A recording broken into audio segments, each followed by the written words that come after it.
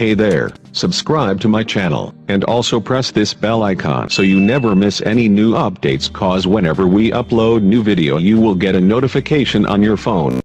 First, you have some time to look at questions 1 to 6.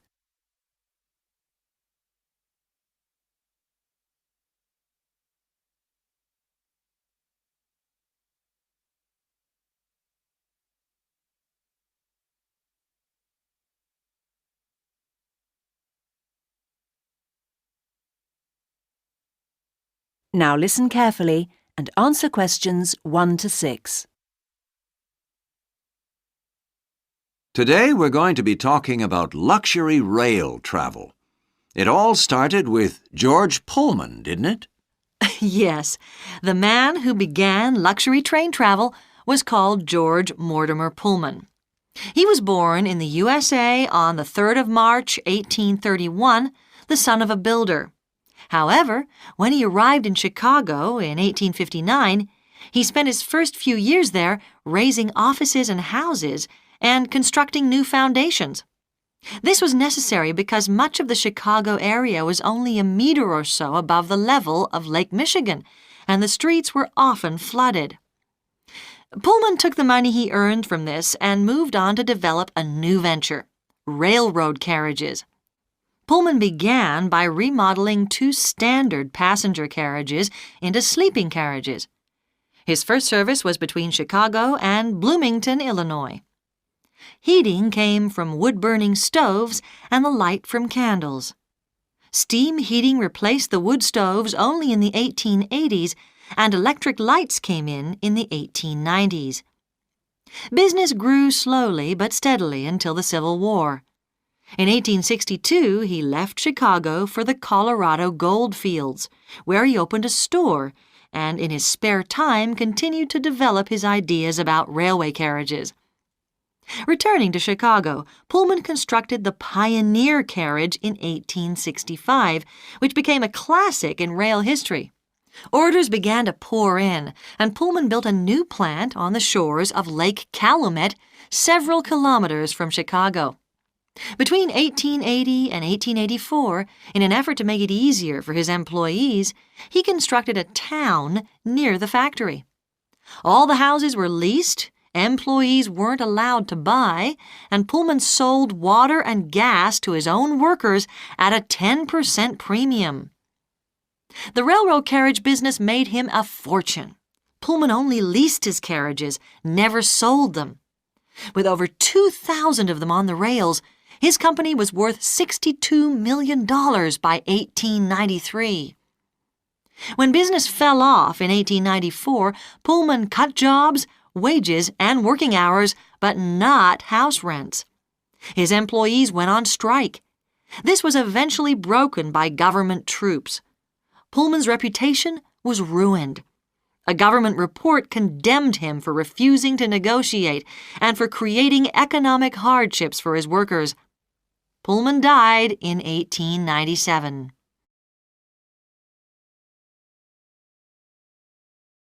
Before you hear the rest of the talk, you have some time to look at questions 7 to 10.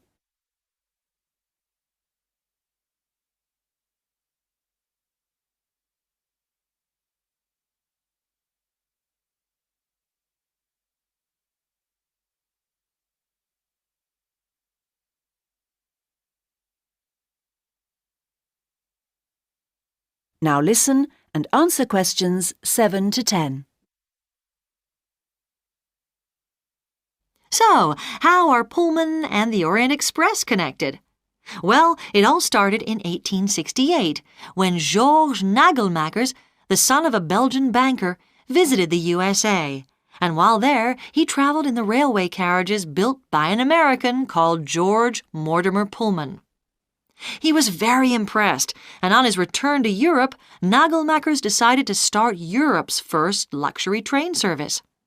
This, in fact, took another 13 years because of problems in Europe, but finally, in 1883, he launched the Orient Express. The train consisted of 2 baggage cars, one for mail and the other to hold passengers' luggage. Then came 2 sleeping cars, and the dining car, which was lit by gas chandeliers. The original route was from Paris to Romania via Munich and Vienna. In Romania, passengers were taken across the Danube to Bulgaria to pick up another train to Varna, from where they finished the trip to Constantinople, modern-day Istanbul, by ferry. It wasn't until 1889 that there was a direct rail line to Istanbul. Then, in 1905, the journey time between Paris and Venice was cut when a tunnel at just over 20 kilometers, the world's longest, was completed. This allowed the introduction of a more southerly route via Milan, Venice, and Trieste to Istanbul. The journey between Paris and Istanbul took several days. Passengers relaxed in their compartments where they had wash basins and comfortable beds. The fares were very high, but then so was the level of comfort. The train was a great success. The Orient Express went into decline in the 1950s and 60s as air travel became cheaper and faster. However, it continued to operate until 1977. In 1982, the route was reborn when the company was bought by James Sherwood.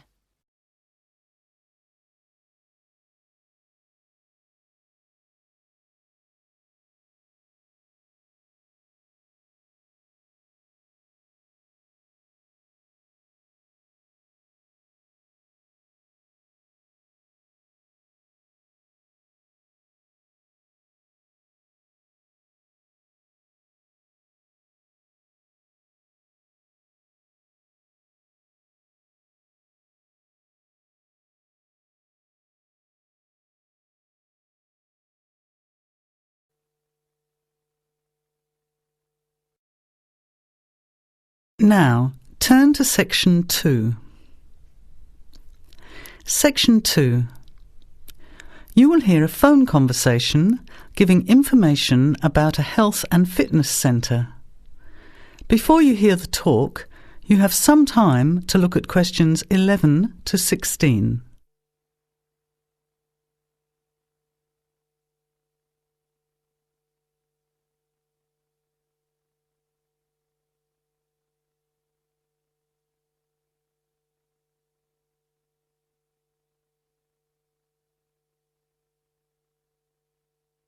Now, listen carefully to the first part of the talk and answer questions 11 to 16.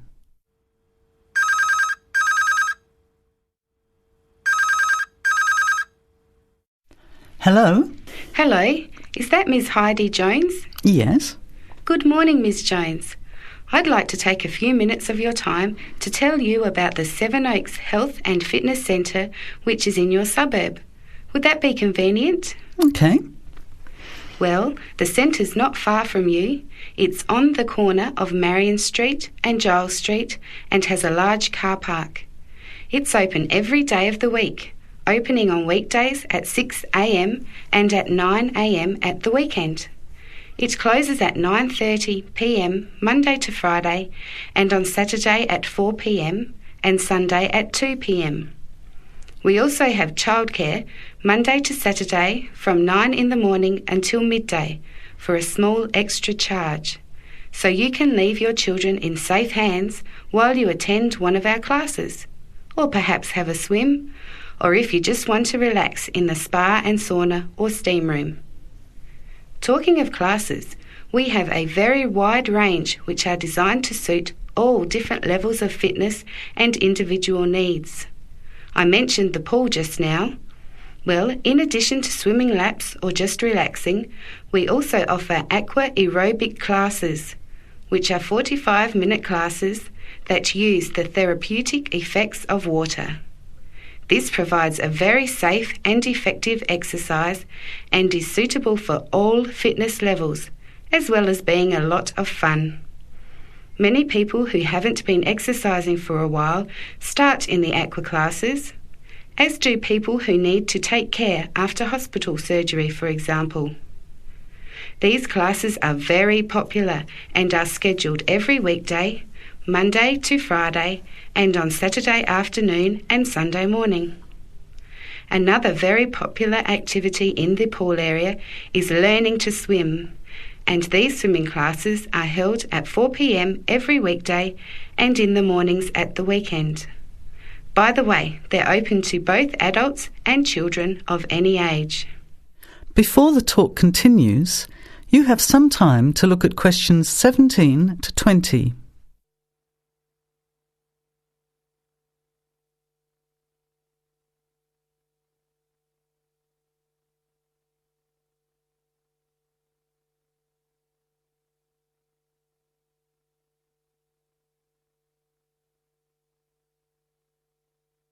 Now, as the talk continues, answer questions 17 to 20. Now, it would take too much of your time to tell you in detail about all our programs, as we have a very wide range of activities at different times. However, I'll just outline some of them. Our super circuit classes are extremely popular, and you get a good aerobic workout while toning your muscles. They're easy to learn, as you combine using hydraulic equipment with exercises guaranteed to give you a good cardio workout. The teachers are very good and there's a fun atmosphere.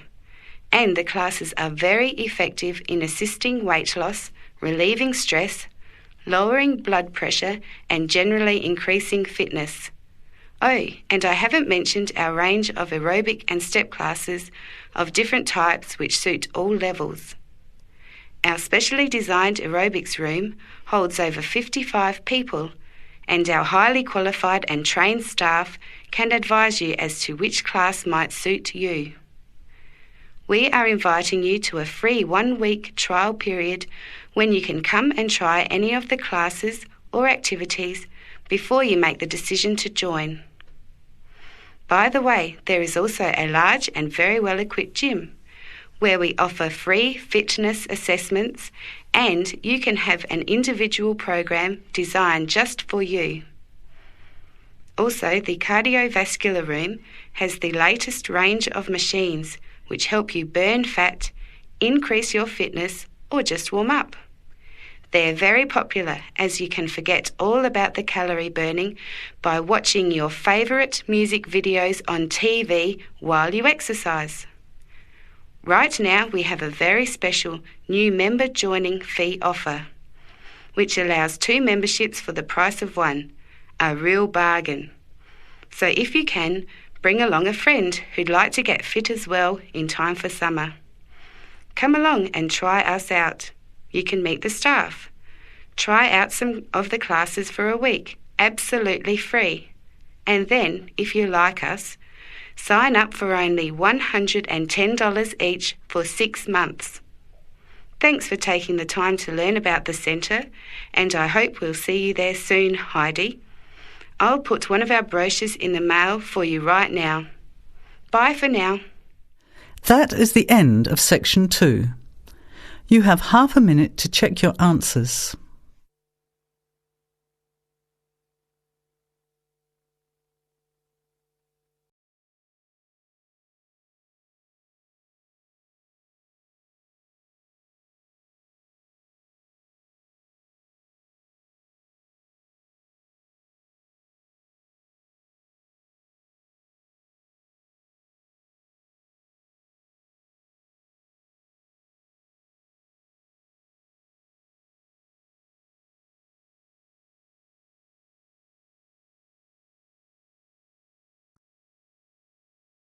Now turn to Section 3. Section 3. You will hear a student called Greg talking to his student about the study of the wind farm in Australia. First, you have some time to look at questions 21 to 25.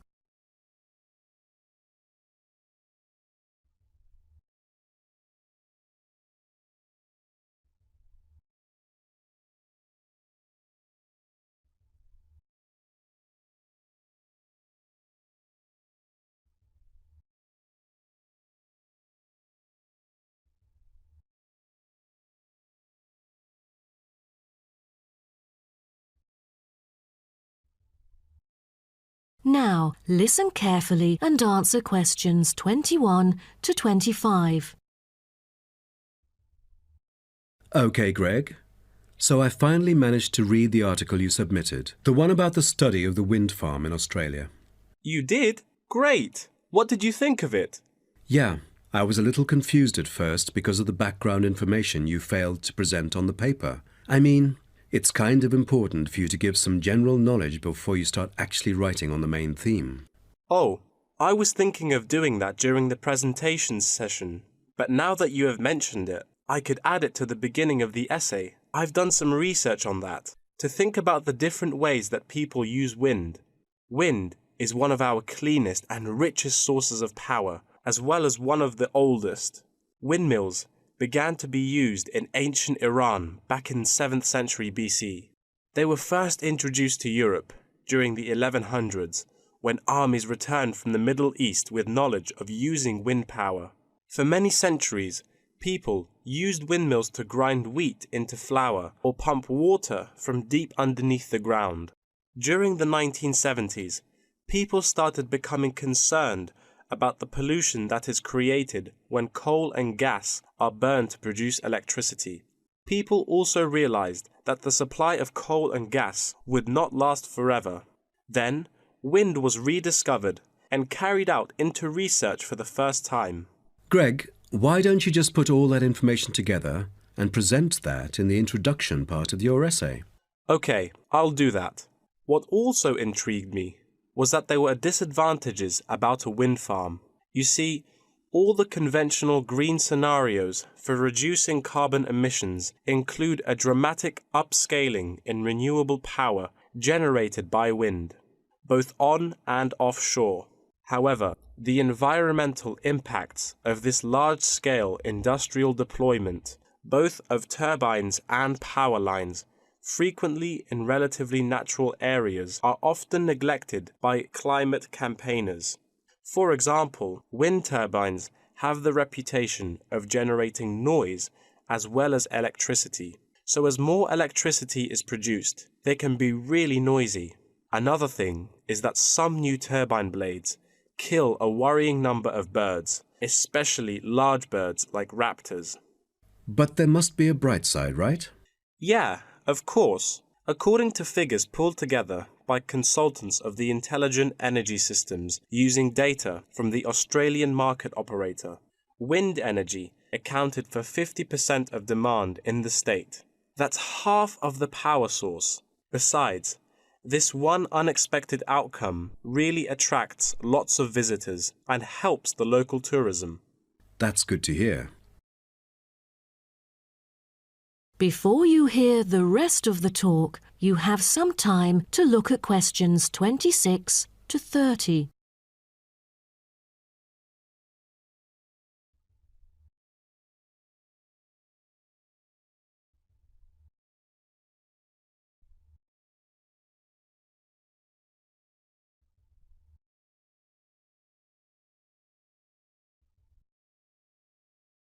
Now, listen and answer questions 26 to 30. Oh, how about the structure? Offshore wind farms consist of a number of connected elements. These include the turbines, foundations, array cables, offshore substation, export cable, and onshore substation and infrastructure. Just a single one of these giant wind turbine blades, produced by manufacturer Siemens, is almost as big as the Airbus A380, the world's largest plane. That's made in Europe. Impressive. Actually, at first, there were protests among residents who claimed themselves to be victims of land loss and noise. Then, policies came out really quick, and then they could get allowance from the government. From then on, things went smoothly. What would happen in extreme weather conditions? I mean, it could be dangerous if hurricanes occur.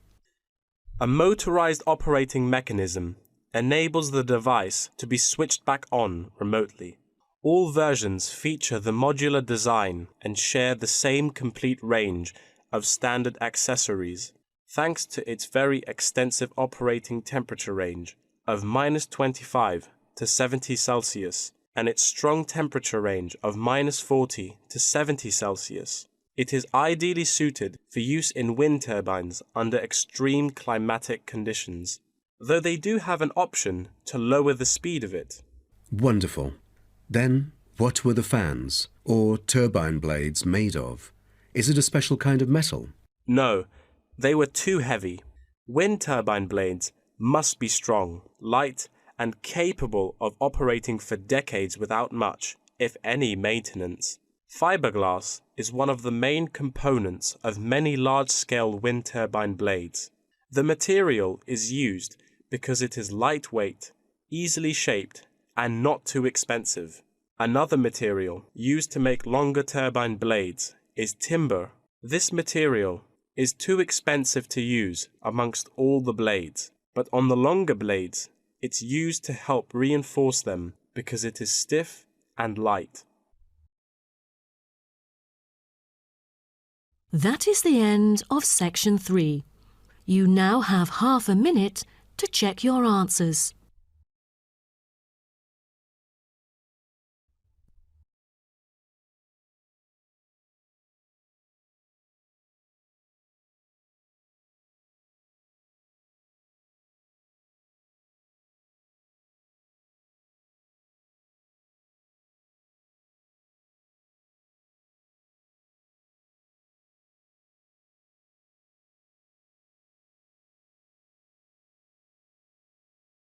Section 4. You will hear a lecture giving advice on how to present a seminar paper. First read questions 31 to 40. Complete the notes of the outline. Write no more than 3 words in each answer.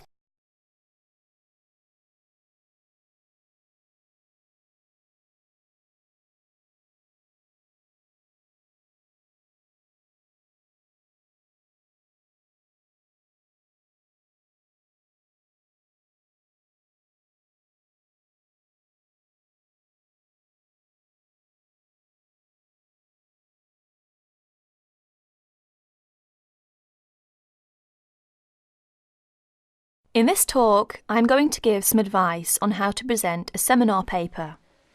At one time, most university teaching took the form of giving formal lectures. Nowadays, many university teachers try to involve their students more actively in the learning process. One of the ways in which this is done is by conducting seminars.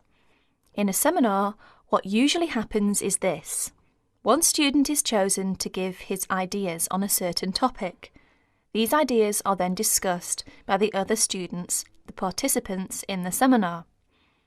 What I'd like to discuss with you today is the techniques of presenting a paper at a seminar. As you know, there are 2 main stages involved in this. One is the preparation stage, which involves researching and writing up a topic. The other stage is the presentation stage, when you actually present the paper to your audience. It is this second stage that I am now concerned with.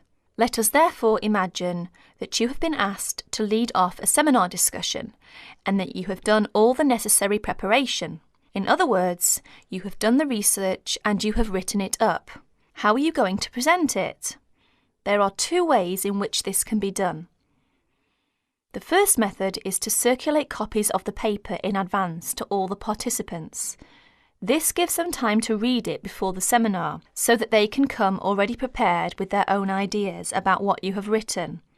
The second method is where there is no time for previous circulation, or there is some other reason why the paper cannot be circulated. In that case, of course, the paper will have to be read aloud to the group, who will probably make their own notes on it while they are listening. In this talk, I am going to concentrate on the first method, where the paper is circulated in advance, as this is a most efficient way of conducting a seminar. But most of what I am going to say also applies to the second method, and indeed may be useful to remember any time you have to speak in public. You will probably be expected to introduce your paper even if it has been circulated beforehand. There are 2 good reasons for this. One is that the participants may have read the paper but forgotten some of the main points. The second reason is that some of the participants may not in fact have had time to read your paper, although they may have glanced through it quickly. They will therefore not be in a position to comment on it unless they get some idea of what it is all about. When you are introducing your paper, what you must not do is simply read the whole paper aloud. This is because, firstly, if the paper is a fairly long one, there may not be enough time for discussion. From your point of view, the discussion is the most important thing. It is very helpful for you if other people criticise your work. In that way, you can improve it. Secondly, a lot of information can be understood when one is reading. It is not so easy to pick up detailed information when one is listening. In other words, there may be a lack of comprehension or understanding. Thirdly, it can be very boring listening to something being read aloud. Anyway, some of your audience may have read your paper carefully and will not thank you for having to go through all of it again. Therefore, what you must do is follow the following 9 points. 1. Decide on a time limit for your talk. Tell the audience what it is.